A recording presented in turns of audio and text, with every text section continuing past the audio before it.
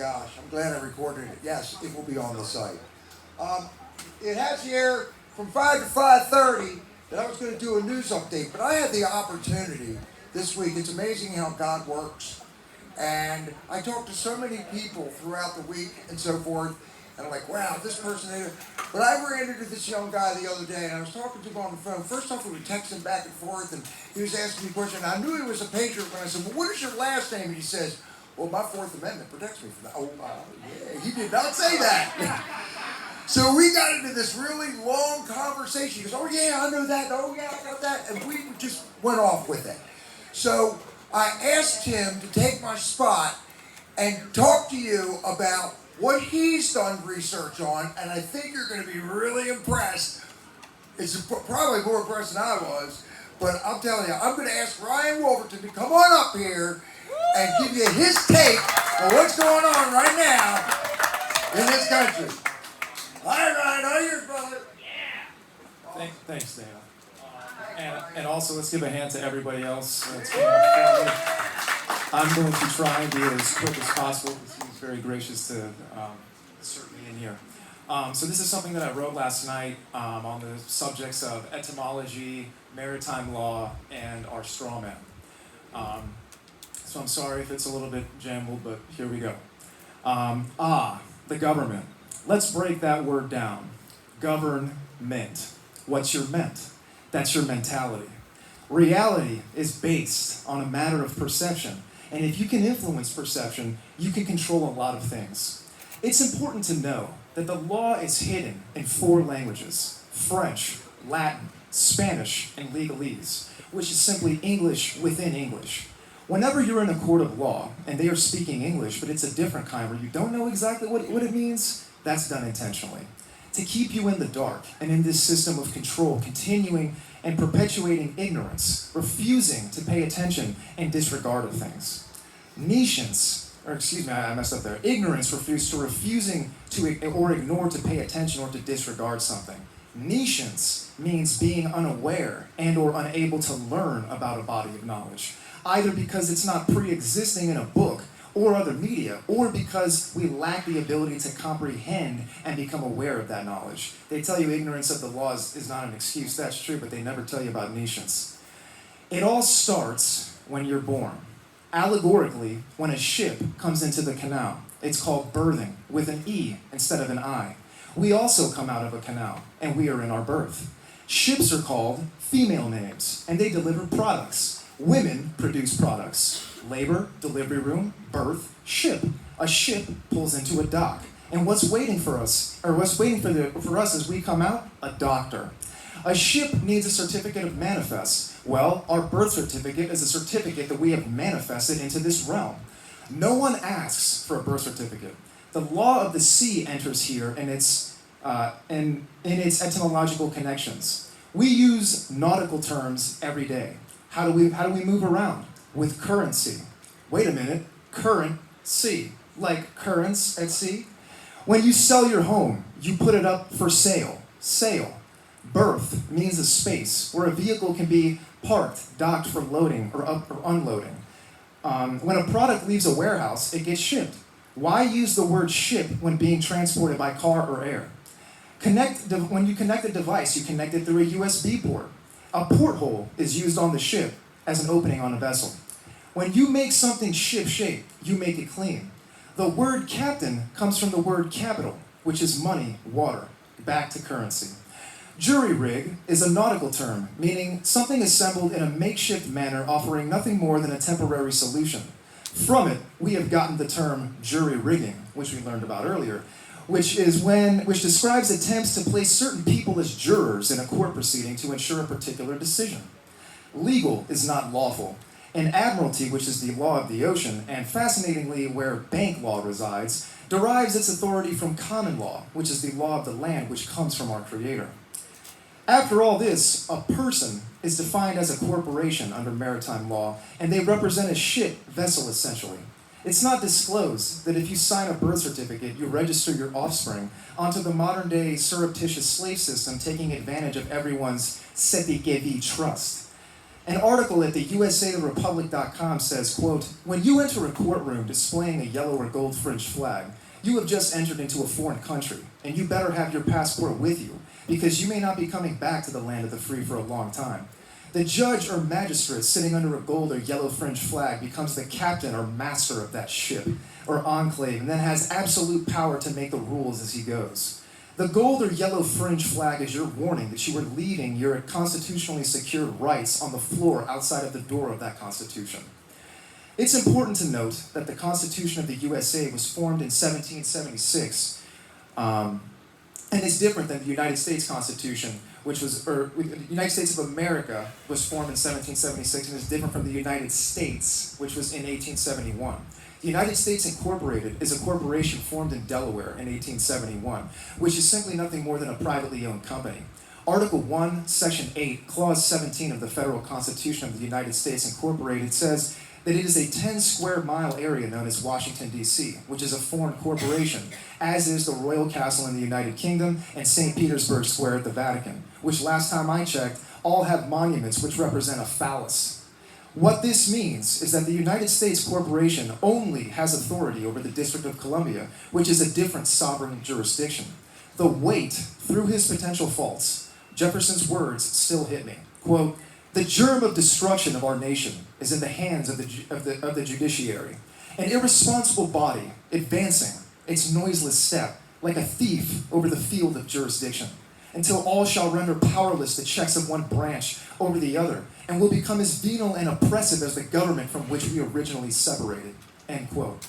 We are looked at as stock or cattle, hence why we have yards for ourselves to enjoy ourselves in. Comes from the word stockyard, which means transient cattle, sheep, swine, or horses being temporarily kept for slaughter, market, or shipping. All citizens are governed under corporate law.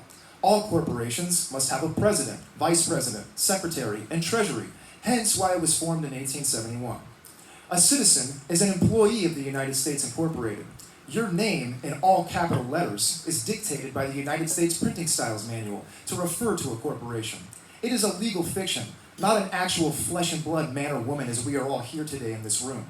Police, judges, magistrates, lawyers, etc., all speak legalese to get unwitting people to unknowingly give consent from a myriad of different word traps that they have devised, created to get the people to enter into verbal or written contracts. A Black's Law Dictionary is most helpful to aid in the discerning of the reality of legalese. If you can get your hands on a 4th edition, 1951 to 1968, count yourself lucky, because after this, as one of the speakers said earlier, lawyers and barristers started redacting the terms that were in there that they did not want the public to know. One can also look up a PDF copy, but me personally, I'm still old school, and I enjoy the physicality of holding and flipping through old books of antiquity, so I'm currently still on the hunt myself. For example, let's give an example of legalese. When a public servant asks you, or in a court of law, "Do you understand?" most say without a thought, "Yes." Let's clarify in a conversation to you and I. Understand means, between you and I in a conversation, understand means, do you comprehend what I have just conveyed to you? But to a public servant or in a court of law, it has a different meaning, which is, do you agree to stand under me and give me authority and jurisdiction over you? If you answer yes, well, you can see why 98% of people lose in court. When you say yes, you end up creating a verbal contract with them. When you register something with the government, they assume that it belongs to them. When you sign the birth certificate, the offspring is registered as a ward to the state, which in part is what allows Child Protective Services to remove offspring from their parents. Getting married also does this, as it is a fraud. Quote, "Those who apply for and marry pursuant to a marriage license have added a third party into their marriage contract. The third party is the master, by and through his agent, the corporate state. The marriage license gives the state the legal right to decide the fate of the husband, wife, and the possessions that they procure during their marriage. Should the marriage fail, their divorce must now be decided by and through the state's corporate court by a corporate judge. And the judge's first and foremost concern is the interest of the state. The interest of the bride and groom is now secondary." That's the end quote. That was settled by Van Kossen versus Van Kossen 154 NE 146. And to quote the judge, quote, "The ultimate ownership of all property is the state and individual so-called ownership is only by virtue of the government. What a chilling and eye-opening quote, wouldn't you say?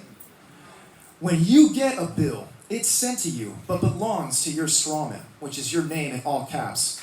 This is why bills, fines, and summons also generally start with Mr., Ms., or Mrs. Sometimes your surname will be in capitals, just like on a gravestone, because your name in all caps is considered dead before you could even comprehend or even consent to it, as it is just a piece of paper. When you go to court, you represent your strawman, assuming that you understand. So you, the human, take on any costs or fees or fines, etc., that are associated with the strawman. The flesh and blood human, you, doesn't need to pay them, but because you entered into a verbal contract or you made a contract by appearing as your strawman, just like the government has trained you to do, you are now liable. Let's think of an addict. Normally, what do we do for them? A 12-step program. So I ask you to critically think. What do you think grades 1 through 12 were?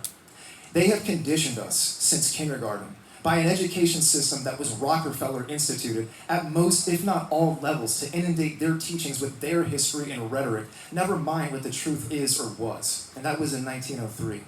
If you were born between 1933 and 1975, you were bonded for $630,000 and you were insured for $1 million. If you were born after 1975, you were bonded for $1 million and insured for $2 million. Cestui trust means term of life or years, and it is an individual trust underneath the umbrella of the Public Charitable Trust. So the Public Charitable Trust Act of 1882 created the Public Charitable Trust. The Cestui Trust Act of 1666, can't make that up, made each individual trust that we each all have through our birth registration. The tentacles go all the way back to 1302, I found this interesting, with Pope Boniface VII. He had a lot of ties as well to the Knights Templar. I also found it interesting that Fauci also accepted $11 million from Pfizer. Under Cestui Trust, we are considered dead, hence the connection, or lost at sea. On the birth certificate, there is a bank name, and usually it's on bank paper. Not so much now anymore, I don't think. It's all digitized. There is a QSIP, or LEI number, that is associated with your social security. A QSIP number is an investment control number that regulates... Ryan. Slow down, we gotta hear you. You were rolling. You lost your mic. He is spot on, folks. I'm telling you. This is the research we've been doing. Too much fire, overload. I don't do this for me. You're right. It got a little hot. Yeah, it's not the battery, just the box got a little hot, so we're going to just switch over to hard mic, He unfortunately. is spot on. You're the etymology? Your own words? I've read a lot of the same things. We study all this stuff. He just put it all in order for us. Now I was up till 4:30. 5 a.m. Very good. But I have notes that over 10,000 hours of notes that I've just flipped. There's books, the library in my house.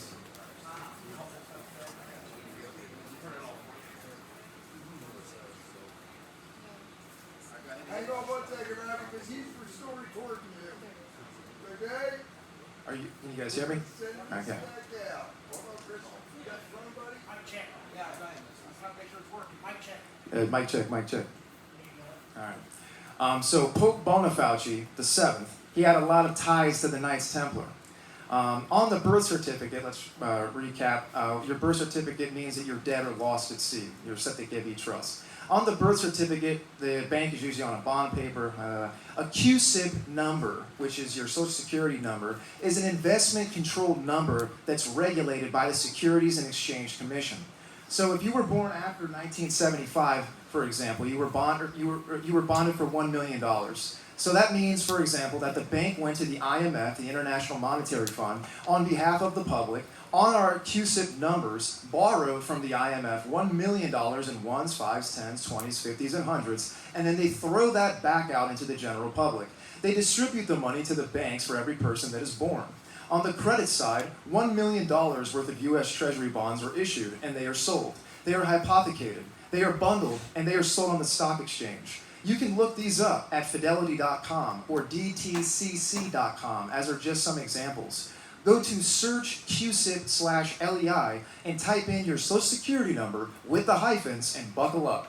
You will see yourself being traded all over the world. And I speak from personal experience as I've looked myself up, my father, my 5-year-old brother, my sister, etc., and even my friend back there with the hat on, Kurt. We have more than one QSIP number. As we increase in value, gain more assets, go to college, join the military, etc., we get more and more QSIP numbers. We are the creditor, and they are making us believe that we are the debtors. They keep track of everything in regards to you over your lifetime. Medical bills, food, tax returns, credit cards, bank statements, etc. All of it tied to the International Monetary Fund and the Federal Reserve, which isn't federal at all. It's just another example of selective disclosure and euphemisms meant to hide the truth. Bean counters, called the Department of Fiscal Services, just keep track of everything in everyone's life. And then this all adds up on the debit side of your cestui trust, and it just keeps growing and growing and growing throughout your life. And on the investment side of the IMF, at some point, we all die, and then it goes through a probate. They'll then take, for example, let's say a lifetime earnings spent were about $10 million. They will subtract $10 million out of the investment, and then they will pay all of this, and the debit side then becomes a zero balance. And they even pay back the initial loan to the IMF, plus interest. By the way, that's a loan from a foreign entity. Now, let's say the credit side, after you die, has $90 million still left in it. What happens? The cestui trust lives on in perpetuity forever. Everyone who has ever died since 1933 is currently funding the government, which makes sense considering we've been a corporation roughly since then, pledging the people as collateral for debt. This is also sidestepping, but this makes sense to me when I hear stories of dead people voting. Makes sense when you think about that. The money gets reinvested, but the balance, debit, must stay the same forever. But it keeps earning. And they just sweep it off the top, and it funds government, and it's called off-book funds. In the States, it's known as GSA, and the federal government is known as CQV. Why do you think they don't care when they lose your money, our money? That's why the IRS just lost roughly $3.6 billion of our money in a supposed accounting error. Pretty sure if any one of us made that accounting error, we'd be up, garbage creek. John D. Rockefeller, who created the General Education Board in 1903, is quoted as saying, "I don't want a nation of thinkers, I want a nation of workers." They put $127 million back in 1903 to rework this country and inundate this country with their teachings. 12-step program, remember? They took control over everything you think, learn, and know. Everything comes from them. The Constitution says clearly that you cannot convert a right into a privilege and charge a license or a fee for it, or it's null and void like it never existed. However, they have insidiously and surreptitiously converted our right to travel, as an example, and made it into driving. They have made it a commercial federal jurisdiction, and they've convinced mostly everybody to sign the license, which is really just a contract, saying that you'll agree to follow all of their international bylaws and commercial terms. It's not actually true. Judges get paid for every single ticket. The clerk will file an SF-24, SF-25, SF-25A. As soon as your ticket goes through there. These are bonds. Bonds create securities. The bonds then go into the judiciary retirement fund, and the judge gets a cut of every single ticket. The system is designed to enslave the judges for the ones that are greedy and the ones that feel guilty, and us, we the people, nosotros las personas propias. It's against all of us. Anything to do with traffic that has no victim is null and void and repugnant to the Constitution, and that's a fact. However, this truth is lost on the majority of society, to the detriment of most. No corpus delicti, no crime. They take our own money and then pay the cops, 2/3 of which are Freemasonic affiliated, then pay the judges to shut their mouth, and they keep this system based on taking advantage of ignorance and perpetual motion, while they distract us with nonsense that they peddle from the media organizations that they also own. If you ever look at the roughly 800,000 missing kids annually per year in the United States, one needs to only ask themselves how an infant runs away. Really?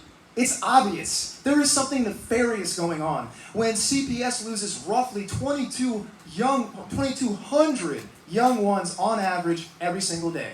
Isn't that in their job description? It's in their name? Child Protective Services? Not doing a very good job, I don't think. That's right. So it's obvious that there is something going on.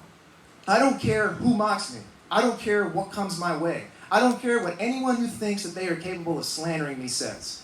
I humbly aim to speak for the truth with reason and amelioration at the forefront of my pursuit, to hopefully benefit all of us. But it also takes all of us. We are fiduciaries. We are we the people. Nosotros los propias personas. We must ask ourselves how billions of dollars go into this system to fund public servants, to go after the people, to take money from the people, to fund the judge's retirement, all the while these things are going on in our country. This system is clearly weaponized against all of us, and it takes you, it takes me, it takes all of us to rise to the occasion. Columbus, through his genocidal Jesuit-based missions, has said one thing that I have enjoyed. Touching on the earlier speaker, I think his name was Schneider, when he was talking about the Native Americans.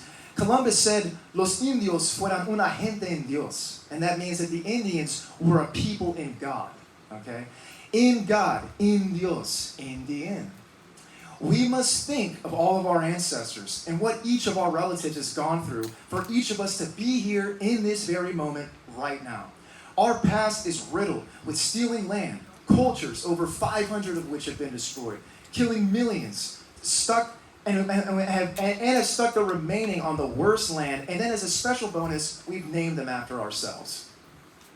Grammar comes from grimoire, which is a book of black magic spells. Words come from the word sisters, who were witches in Greek mythology. Spelling is spell casting. Cursive. We awake each morning to work during the weekdays, like you're in a weekdays. We need to learn how to translate what words etymologically mean. Because a wake is a funeral party for the dead. We say good morning, but mourning is a state of loss of a loved one. You would definitely have to be in a weekdays to earn EARN, a living, since urns are for the ashes of the dead. Job itself is a Hebrew word for persecuted, which makes sense because Job was persecuted. And in Black's Law Dictionary, it is defined as public business for private dishonest gain. At the end, we get to the weak end of the deal. Most of us say hello to each other without ever stopping to think that backwards it says, oh hell. I give examples because I believe language has been so intentionally hidden so as to keep most people in a state of unawareness, never scrutinizing anything. A culture's theology has a great deal to do with the word's etymology and how it evolves over time to combine incompatible meanings that may undermine the original thoughts that it was meant to define. Thoughts vibrate at a certain frequency within our head. Similarly, our words are electromagnetic vibrations whose fine alphabetic tinnitivulations can take on the tint of our true expectations, which they then imprint on our metal of mind, causing sounds to adhere when they are of the same kind. Black's Law Dictionary tells us that the definition of a person is a corporate fiction. The only person known is a corporation, which is interesting. Human appears nowhere in the Bible, but if you look it up in certain versions of Black's Law, it says, see monster. You go to monster, it says, one that cannot own or inherit property. All governments have human resource departments. All corporations have human resource departments. When we look at the word employ, that's two words, employ. Em means for and ploy is deceit, so employ means for deceit. The words have power, as the Bible tells us. Born comes from the word barren, which means unfruitful, bleak, and lifeless. Parents means a pair who rents. Our government and courts certainly don't treat parents' rights to control and direct the upbringing of their offspring as a fundamental liberty today. Indoctrination from school starts the process. Look at the word childhood. Hood means to cloak and hide. Children, which is why I don't like using the word, is a combination of two words. Chill, meaning cold, and dren, meaning a strong and healthy individual. So children are strong individuals who must be chilled and made cold. Ballantyne's Law Dictionary of 1948 also resolidifies that human being is a monster, as defining monster as a human being by birth, but in some part resembling a lower animal. In Oxford's English Dictionary of 1901, a human is defined as belonging to a relative, or as belonging, forgive me, people, as belonging or relative to man as distinguished from God or superhuman beings. So these are saying that we are monsters and have no divine qualities? I don't think so. Live is evil backwards. Lived is devil. So we're born as monsters who are bleak and lifeless to a pair who rents us out to the government and other corporations that indoctrinate us. Our childhood is spent under a cloak, so our divinity will be hidden from us, and or we're evil when we live. Words always have meaning. Right and rights are pronounced the same. A rite is a ceremony or ritual. Books have chapters. A chapter is usually a reference to a secret society. To page someone is to summon them, as in the pages of a book. Cymatics will show you the visual effect of sound vibrations onto matter, and it shows beautifully the vibrations and frequencies and how they create the most geometrically perfect patterns. I personally like to call it the signature of our Creator.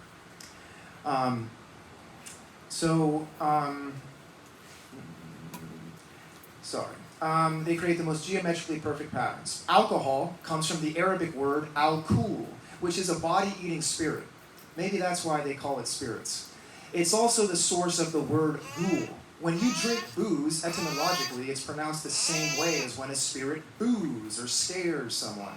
Planet is simply a plan to trap everyone under the net of lies. History is his story. Diploma comes from the word diplume, which means to strip or deprive of honor or the feathers. A degree is a line bent to angle.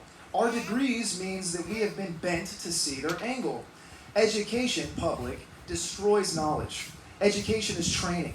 True knowledge is seldom ever taught, but is rather sought. We are all under the United States, or the Uniform Commercial Code, which is the internal bylaws to oversee the corporation. The court is set up to be a representative of a religious gathering, but not the kind of ones I think we would approve of. Court uses Latin. Sorcerers also use Latin. Judges wear long black robes. Satanic masses have long black robes. It's also representative of the Saturnalia cult. Saturn, Satan, Saturday. Judges summon you. Necromancers summon. Demons are summoned. I'm not summoned. The writs are various orders of procedure in court, and it's also where we get the word writing from. The bar association is associated with reaping us. The trust in a trial has three parts. The person taken into the court is the beneficiary. Your birth certificate is a title of a trust. The judge will ask you for your name. If you give them your name, the one on your birth certificate, you are allowing the judge or administrator and prosecutor to swap roles with you as the beneficiary. Pro se means to walk in. Cuter means one skin. That means prosecutor means to walk in one skin. A skinwalker, an identity thief. The clerk is representative of a cleric. The clerk is the trustee. The prosecutor is the executor, and the prosecutor has the liability. They create the summons to the hearing. But once you admit to being the beneficiary to the trust, then the executor becomes the beneficiary, and you become the executor, and you execute your own sentence if you identify with the trust, and then you, as the executor, have to pay all that they have brought because technically you've brought the proceeding to claim. Don't turn yourself into the trustee of your own trust, which makes no sense. Don't state your name directly. And ask them, remind them, are you the appointed trustee or clerk for this case? Aren't you? In my hurry, I'm now done basically. I had written a scripture, 2 Corinthians 4:4. I hadn't typed it in, but if anybody wants to look that up, 2 Corinthians 4:4. I felt that paramount. And then two last cases from SCOTUS. They have said that no state shall convert a liberty into a license and charge a fee therefore. And that was settled by Murdoch versus Pennsylvania, 319 U.S. 105. As well as, quote, if a state converts a right or a liberty into a privilege, the citizen can ignore the license and fee and challenge it with impunity. The word impunity is important because it means you cannot lose. Words are swords, just rearranged. Only real eyes realize real lies. Thank you for having me.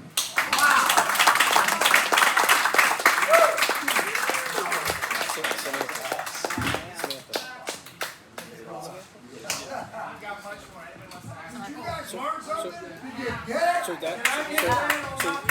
just originated from a Facebook post from 3 days ago. Is that how you guys found this, or did Dan already Yeah, know? no, there was no.